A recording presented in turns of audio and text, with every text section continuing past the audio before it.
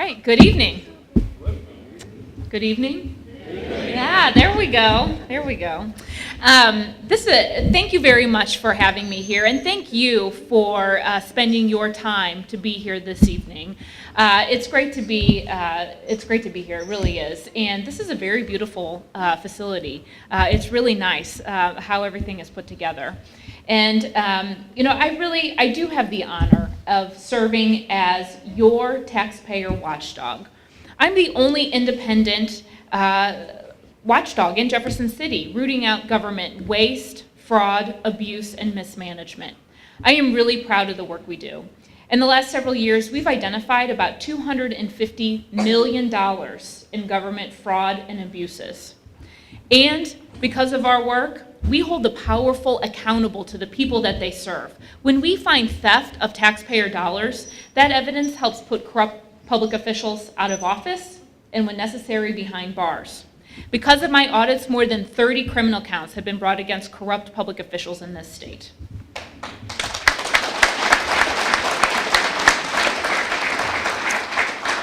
Now, I first got involved in public service as treasurer in Boone County, right in the middle of the state, because I wanted to use my experience from the private sector as a CPA and a certified fraud examiner to improve the community around me. And today I still live in Columbia with my husband, John, and we have 3 little boys. William is 6, Ben is 4, and baby Joseph is 15 months now. And so, yes, we do have a very busy household. Public service requires a commitment to transparency, accountability, and responsiveness to the needs of our fellow citizens. And for me as state auditor, that means holding government accountable and public officials accountable to the people that they represent. Now, you all know that the ethical environment in Jefferson City is worse than it was a year ago, maybe ever. Today, we have no idea which anonymous millionaires wield the most influence over state policy. It's no wonder that people feel like the government is rigged against them, rigged to benefit the wealthy and the powerful. And the erosion of this public trust is because of the corrupting influence of dark, secret money. Governor Eric Greitens has sought and accepted millions in contributions from sources that are anonymous to everyone but him. Why must these donors insist on secrecy? And why must Greitens so fiercely protect it? It's because policy change and influence are being bought in the shadows. Eric Greitens has secret donors, high-powered lawyers, slick television ads to send a message to anyone who dares criticize him. He even has a personal lobbyist to influence the legislature because of his scandals, which seem to be growing by the day. This is the same governor who proclaimed that he would throw lobbyists down the steps of the Capitol in the sight of the statue of Thomas Jefferson. He has so many problems that he now has set up a dark money legal defense fund for himself. And you know who set that up?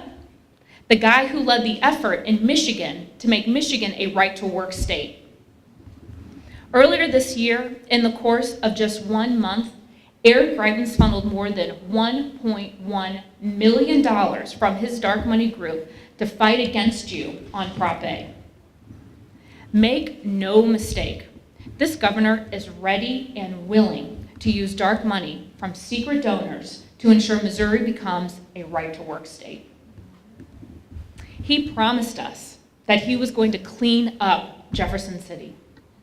This is not the first nor the last promise that he has broken. I don't think that anybody believes that this is how our politics should be, and it's certainly no way to govern. Last year, I worked with Republicans and Democrats alike in the legislature to pass a bill that would strengthen our state's laws to fight public corruption. But Eric Greitens vetoed it. I also called out a bill that would eliminate protections for government workers who blow the whistle on improper or illegal activity in the workplace. It was a part of Senate Bill 3 that we talked about earlier. But no surprise, the governor signed that one. Today in Missouri, a government employee who reports abuse or the illegal use of your money, of your tax dollars, can be fired for doing so. Taxpayers have shelled out millions to settle claims of sexual harassment and employee discrimination. close to almost 16 million of your tax dollars since 2011.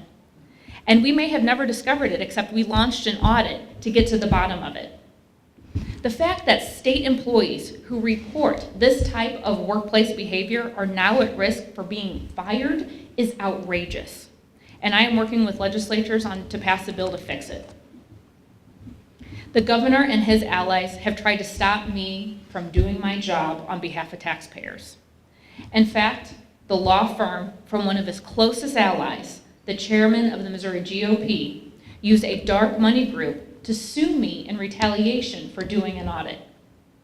They did not want me to get to the bottom of the truth of how government works for you and get answers for taxpayers. Let me tell you about the only thing that is transparent about this administration is the fact they do not want me to be auditor. They do not want me to do my job. I can also tell you this, their attacks are not working. I'm going to keep calling out corruption and abuse of your tax dollars because that's what you deserve and what good government demands.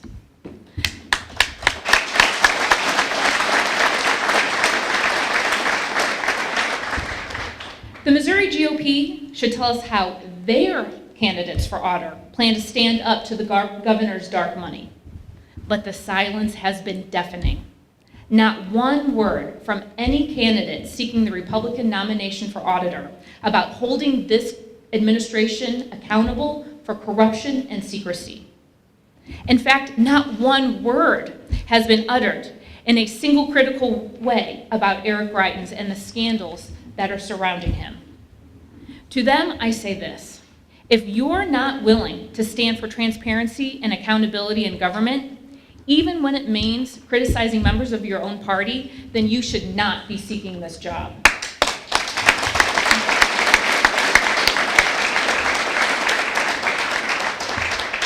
I investigate everyone because someone has to stand with taxpayers, protecting Missourians from government abuses.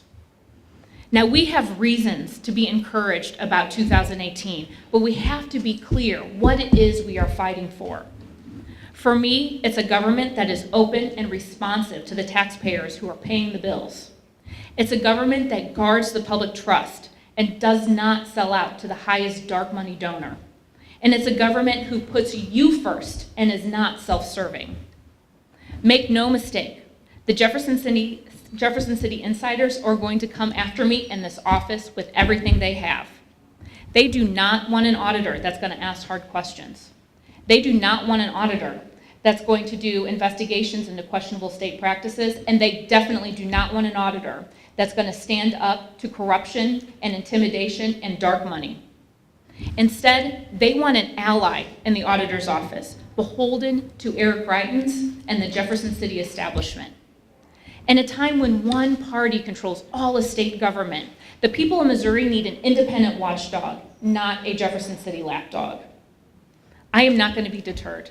I am tough, I am fair, and I am thorough, even when government shuns transparency.